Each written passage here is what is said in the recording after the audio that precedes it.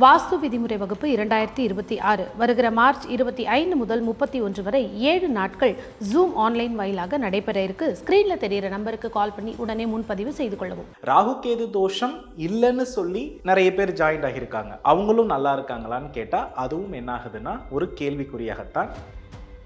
பிருகு நாடி முறைப்படி ஒரு ஆணுக்கு கலத்தரக்காரகனாக இருப்பவர் யார் அப்படின்னா செவ்வாயோடு ராகுவோ அல்லது கேதுவோ இருப்பவர்கள்தான் திருமண வாழ்க்கையில் தோல்வி அடைகிறார்கள்.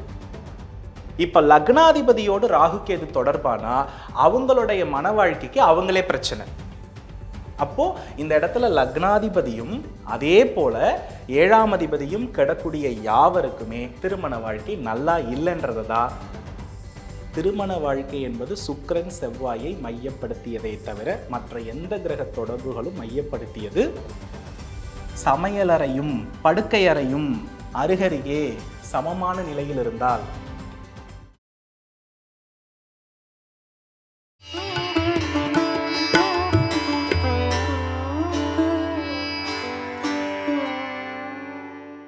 நேயர்கள் அனைவருக்கும் வணக்கம். இந்த ராகு கேது தோஷம் அப்படிங்கிறது ஒருவருடைய ஜாதகத்துல திருமணத்துல முக்கியமாக எந்த மாதிரி தடையை கொடுக்கும், பொதுவா ராகு எந்தெந்த இடத்துல இருந்தால் அது தோஷமாக கருதப்படுது அப்படின்னு சொல்லி நமக்கு ஒரு தெளிவான விளக்கம் கொடுக்கறதுக்காக நம்மளுடைய ஜோதிடர் மற்றும் பிரணவ வாஸ்து நிபுணர் டாக்டர் சிவகுருஜி சதீசேலன் குருஜி அவர்கள் நம்ம கூட அணிஞ்சிருக்காங்க. குருஜி வணக்கம். ஸ்ரீ குருப்பியோ நமஹா, ஸ்ரீ மாத்ரே நமஹா, ஓம் அகதி சாயி நமஹா. இறையடியார்கள் அனைவருக்கும் அன்பான வணக்கங்கள். வணக்கங்கம்மா. குருஜி, பொதுவாக இன்னைக்கு பார்த்தீங்கன்னா நிறைய திருமண பொருத்தங்கள் பார்க்கும்பொழுது இந்த செவ்வாய் தோஷத்துக்கு அடுத்த ஒரு விஷயமா சொல்லப்படுறது இந்த ராகு கேது தோஷம். இந்த 1, 2, 7, 8 இந்த இடங்கள் எல்லாம் இருந்தால் அது வந்து ராகு கேது தோஷம். அதே மாதிரி தோஷம் இருக்கக்கூடிய ஒரு ஜாதகத்தை தான் நினைக்கணும், இல்லாட்டி பண்ணக்கூடாது அப்படின்னு சொல்லி இதனால் நிறைய பேருக்கு திருமணம் தள்ளிதான் போகுது, நடக்காமலே போயும் இருக்கு. ஆக்சுவலி ராகு கேது தோஷம்னா என்ன அப்படிங்கிற ஒரு விளக்கம் நேர்களுக்காக. பொதுவாக இதை பற்றின விளக்கம் கொடுக்கறதுக்கு நான் ரொம்ப நாளாக காத்துட்ருந்தேன். ஏன்னா டைரக்ட் கன்சல்டேஷன் வரும்பொழுது இந்த திருமண பொருத்தம்னு பெற்றோர்களே என்ன பண்ணிடுறாங்கன்னா ராகு கேதுவுக்கு ராகு கேது தான் இணைக்கணுமாமே, அப்படி தான் என்ன பண்ணியிருக்கேன்னா ஜாதகத்தை எடுத்துகிட்டு வந்திருக்கேன்னு அவங்களே ஒரு முடிவுக்கு வராங்க. அதை தாண்டி இதை வந்து ஜோதிடர்களும் ஏதோ ஒரு வகையில் என்ன பண்ணியிருக்காங்கன்னா அறிவுறுத்தி இருக்கிறதுனால தான் இந்த ஒரு நிர்பந்தம் நிறைய ஏற்பட்டிருக்கிறது. ஆனால் இப்படி ராகுகேது தோஷத்தை ராகுகேதுவோடு இணைத்தவர்கள் எல்லாம் வாழ்க்கையில் நன்றாக வாழ்ந்து கொண்டிருக்கிறார்களா அப்படின்னு கேட்டால் அது ஒரு கேள்விக்குறி. அப்போ கரெக்டாக இணைச்சிருந்தா நல்லா இருக்கணும்ல. அதே மாதிரி ராகுகேது தோஷம் இல்லைன்னு சொல்லி நிறைய பேர் ஜாயின்ட் ஆகியிருக்காங்க. அவங்களும் நல்லா இருக்காங்களான்னு கேட்டால் அதுவும் என்ன ஆகுதுன்னா ஒரு கேள்விக்குறியாகத்தான் இருக்கிறது. ஸோ என்னை பொறுத்தளவில் 1ஆம் இடம், 2ஆம் இடம், 7ஆம் இடம், 8ஆம் இடம் இதில் ராகு கேதுக்கள் இருந்தால் அது சர்வதோஷம் கிடையாது. ஆக்சுவலி இது வந்து ஒரு தவறான கூற்று. இதனுடைய உள்ள இருக்கக்கூடிய அர்த்தங்களை நம்ம செக் பண்ணும் பொழுது தான் இதனுடைய உண்மை தெரிய வருகிறது. இப்போ நான் கொடுக்க போகிற இந்த விதியானது என்னுடைய நடைமுறை அனுபவத்தில் நான் கண்டுபிடித்த ஜோதிட விதி. இது எந்த புத்தகத்திலையும் நான் ரெஃபர் பண்ணலை. அதை தாண்டி நம்ம முன்னோர்கள் எதை மையப்படுத்தி இந்த 1, 2, 7, 8 ராகுகேது இருந்தால் தோஷம்னு சொன்னாங்க, அதிலிருந்து நாம தெரிந்து கொள்ள வேண்டிய விஷயம் என்னன்றதை நம்ம பார்க்க போகிறோம். ஆனால் ஒரு சந்தேகம் என்னன்னா, நிறைய ஜோதிடர் பதிவை பார்க்கிறோம் நம்ம வீடியோஸ்ல, திருமண தடை காரணம் என்ன அப்படின்னு சொல்லிட்டு நீங்க சொன்னீங்க 1, 2, 7, 8 தான் மையப்படுத்தி சொல்றாங்க. நிச்சயமா அது இல்லைன்னு நான் சொல்றேன். நிச்சயமா அது கிடையாது. அது ராகுகேது தோஷங்களாக எடுத்துக்க முடியாது. அப்படி இருக்கிறவங்க நிறைய பேர் நல்லா இருக்கிறதையும் அனுபவத்தில் பார்த்துருக்கிறேன்.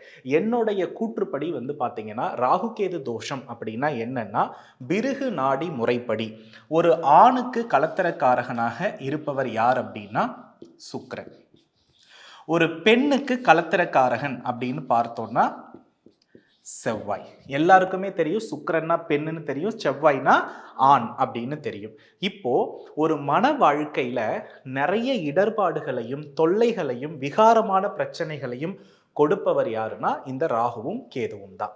அப்ப யாருடைய ஜாதகத்தில், குறிப்பா ஆணுடைய ஜாதகத்தில் சுக்கிரனோடு ராகு கேதுவோ அல்லது பெண் ஜாதகத்தில் செவ்வாயோடு ராகுவோ அல்லது கேதுவோ இருப்பவர்கள்தான் திருமண வாழ்க்கையில் தோல்வி அடைகிறார்கள். ஸோ இவங்களுக்கு தான் நாம் கரெக்டாக ராகு கேதுவை பார்த்து இணைத்து வைக்கணும். அதை தாண்டி இன்னொரு மிக முக்கியமான விஷயம், பிருகு நாடிப்படி வந்து பார்த்தீங்கன்னா ஆணுடைய ஜீவகாரகத்துவம்னு ஒன்று இருக்கிறது. அவரை வந்து குருன்னு சொல்கிறோம். பெண்ணுடைய ஜீவகாரகத்துவத்தை வந்து நம்ம என்ன சொல்கிறோம்னா சுக்கிரன்னு சொல்கிறோம். இதை மக்கள் மொழியில் தெரிஞ்சுக்கணும்னா லக்னாதிபதி. லக்னாதிபதி என்பது தன்னுடைய எண்ணம், தன்னுடைய தேடல் இதெல்லாம் குறிக்கும்.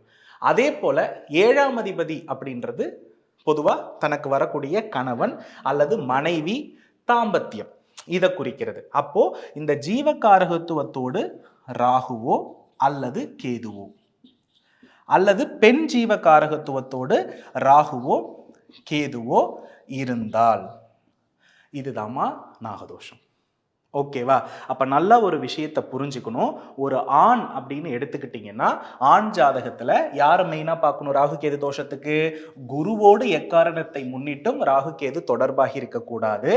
சுக்கிரனோடு எக்காரணத்தை முன்னிட்டும் ராகு கேது என்னாகி இருக்கக்கூடாது? தொடர்பாகி இருக்கக்கூடாது. ஒரு பெண் ஜாதகத்தை எடுத்துக்கிட்டிங்கன்னா சுக்கிரனோடு ராகு கேது தொடர்பாகி இருக்கக்கூடாது.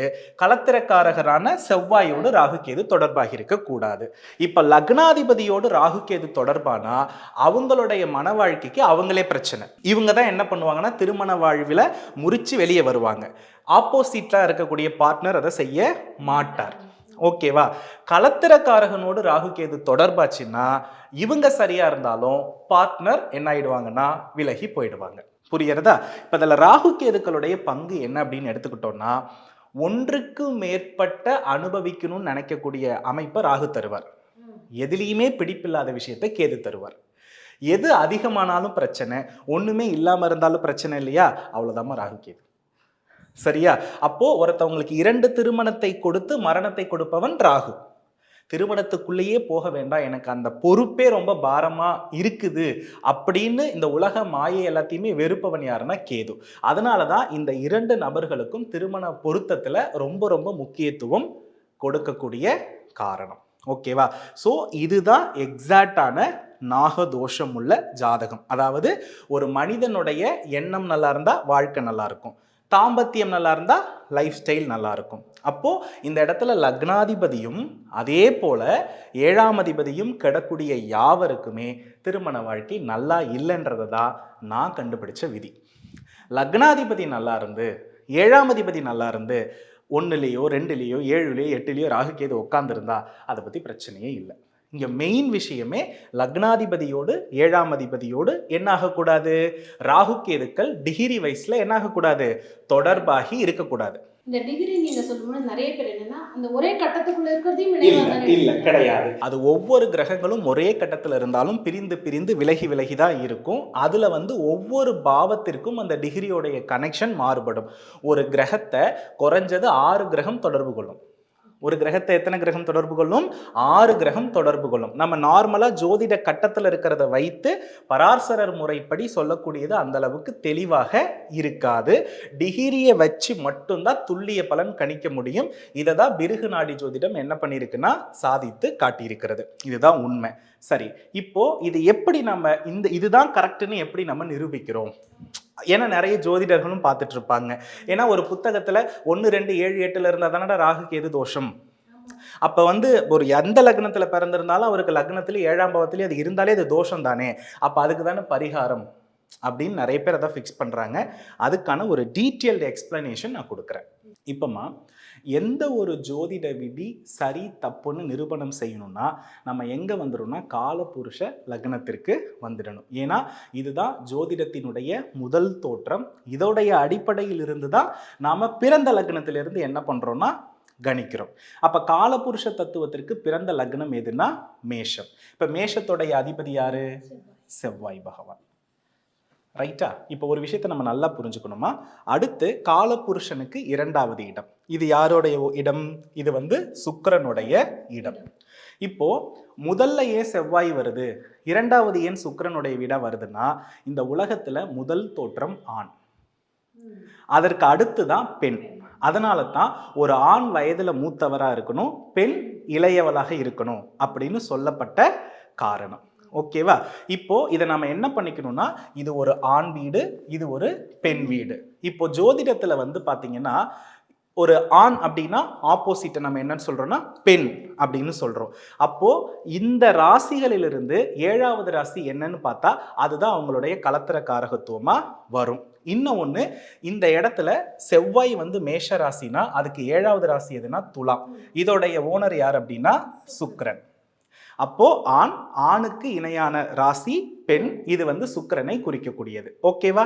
ரைட். இப்போ பெண் அப்படின்னு எடுத்துக்கிட்டோம்னா அது ரிஷப ராசி. இப்போ இவங்களுக்கு கணவனா யார் வருவாங்க? ஒரு ஆண் தான் வருவாங்க. இப்போ ரிஷபத்துக்கு 7வது ராசி என்பது விருச்சிகம். இதை கவனிச்சு பார்த்தீங்கன்னா செவ்வாய். இதுல இந்த 4 ராசிகளும் மட்டும் ஏன் இடம் பெற்றிருக்கு அப்படின்னா இது ஆணுடைய லக்னத்திற்கு உட்பட்டது, இது பெண் லக்னத்திற்கு உட்பட்டது. இது ஆண் ஜீவகாரகம் உயிர்காரகம், பெண் உயிர்காரகம். இதை எது குறிக்குதுன்னா மூளைத்திறன், ஒருத்தவங்களுடைய சிந்தனை, தாட்ஸ், அவங்க எப்படி இருப்பாங்கன்னு குறிக்கிறது. இந்த ரெண்டு என்ன சொல்லுதுன்னா அவங்களுடைய பிறப்புறுப்பு. ஒரு மேஷம் என்பது தலைனா துலாம் என்பது பிறப்புறுப்புன்னு ஜோதிடர்கள் ஒத்துக்கொள்வாங்க. அப்போ சுக்கிரன் என்பது மென்மையான, சோ ஒரு ஆணுக்கு மென்மையான தன்மை உள்ள ஒரு பெண் மனைவி. அப்படியே ரிஷபம்னு எடுத்துக்கிட்டீங்கன்னா அது பெண்ணுடைய மூளை, அவளுக்கு 7ஆம் பாவம் செவ்வாய், ஆண். ஒரு ஆண் அப்படின்னு எடுத்துக்கிட்டோம்னா அது வலிமையான, கடினமான, உறுதியான அர்த்தம். சோ இந்த இடத்துல ஆணுடைய தாம்பத்தியத்தை பற்றி தெரிஞ்சு கொள்ள வேண்டிய இடம் எதுனா இந்த விருச்சகம். ஸோ இந்த இடத்துல என்னவாகுது? செவ்வாய் ஆகுது. இப்போ திருமண பிரச்சனையும் எங்கிருந்து தொடங்குது?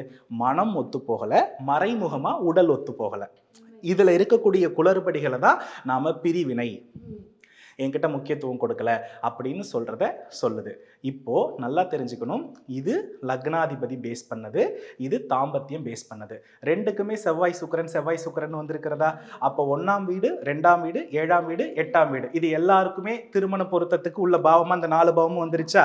இங்க ராகு கேது உட்கார்ந்தாதான் தோஷம்னு முன்னோர்கள் சொல்லியிருக்காங்க. சுய லக்னத்துக்கும் இதற்கும் சம்பந்தமே இல்லை. அப்ப என்னன்னா நார்மலா இந்த இடத்துல காலபுருஷ தத்துவப்படி நம்ம முன்னோர்கள் அட்வைஸ் பண்ணியிருக்காங்க. லக்ன பாவத்திலேயோ 2ஆம் பாவத்திலேயோ 7ஆம் பாவத்திலேயோ 8ஆம் பாவத்திலேயோ ராகு கேது இருந்தா அது தோஷம்னு சொல்லியிருக்காங்க.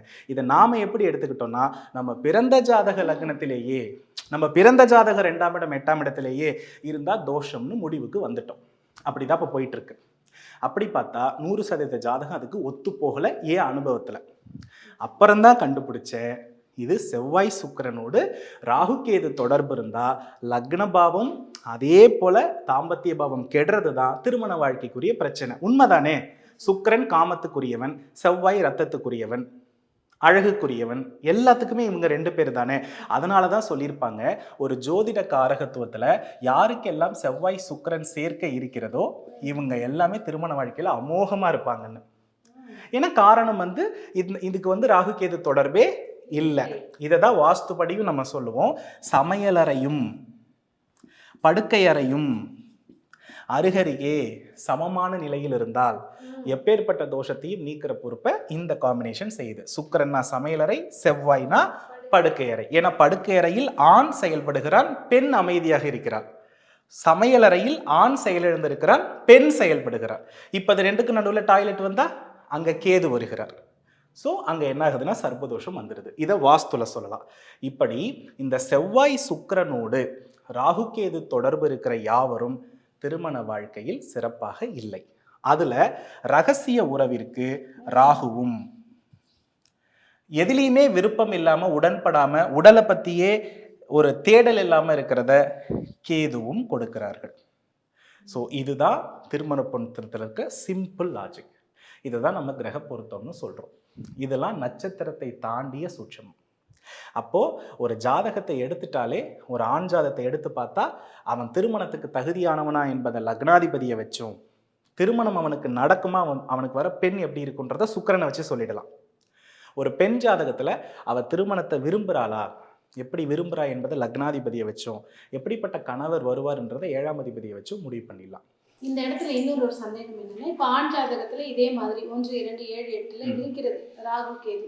அப்படிங்கும்போது பெண் ஜாதகத்துல இல்லங்கும் போது நிறைய பேர் எப்படி நினைக்கிறாங்கன்னா, அப்ப அந்த ஆணை இந்த மாதிரி தோஷம் இல்லாத ஒரு பெண்ணை கல்யாணம் பண்ணி வைக்கும் அவங்க வாழ்க்கை நல்லா இருக்கும் அப்படின்னு நிறைய பேர் நினைச்சு. இல்லவே இல்லம்மா, மீண்டும் சொல்ல வர, இது திருமண வாழ்க்கை என்பது சுக்கிரன் செவ்வாயை மையப்படுத்தியதை தவிர மற்ற எந்த கிரக தொடர்புகளும் மையப்படுத்தியது இல்லை. இந்த கிரகங்களோடு ராகு கேது தொடர்பு வந்துருச்சுன்னா அவங்க வாழ்க்கை வீணா போயிடுது. சனி பகவான் வந்துட்டாருன்னா அங்க என்ன நடக்கும்னா ஒரு வயது மூத்த நிலை திருமணம், வித்தியாசமான திருமணம். ஒரு பெண் வந்து 12 வயசுல வித்தியாசம் இருக்கிறது, அல்லது ஒரு பெண் மூத்தவளாக இருந்து கணவன் இளைஞன், அதாவது இளமையா இருக்கிறது, இது எல்லாமே வந்து சனி பார்வை படும் பொழுது.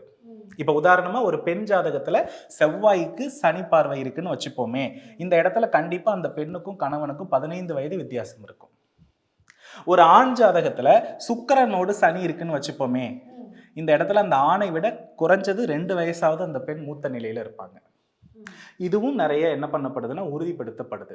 ஸோ இந்த மாதிரி கிரக இணைவு இருந்து அதுல ராகு தொடர்பு வந்துச்சுன்னா அவங்க எத்தனை திருமணம் வேணாலும் பண்ணிக்கிட்டே இருப்பாங்க. நேரடியா கேது தொடர்பு வந்துருச்சுன்னா அவங்க திருமண வாழ்க்கைக்குள்ள போகவே மாட்டாங்க, தோல்வியிலேயே தான் முடியும்.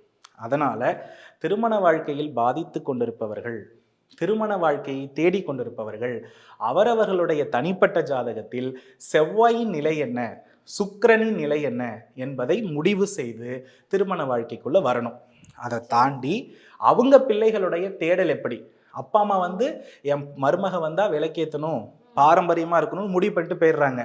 ஆனா அந்த பாரம்பரியத்தை உங்க மகன் விரும்புறாரா, அவர் நாத்திகமா, அவர் மாடர்னை விரும்புறாரா என்பதை அவர் ஜீவகாரகத்தை பார்த்து முடிவு பண்ணி, அவர் சாமி கும்பிடலைன்னா சாமி கும்பிடாத ஒரு மருமகளை தான் கொண்டு வந்து வச்சாதான் அந்த வாழ்க்கை நீடிக்குது.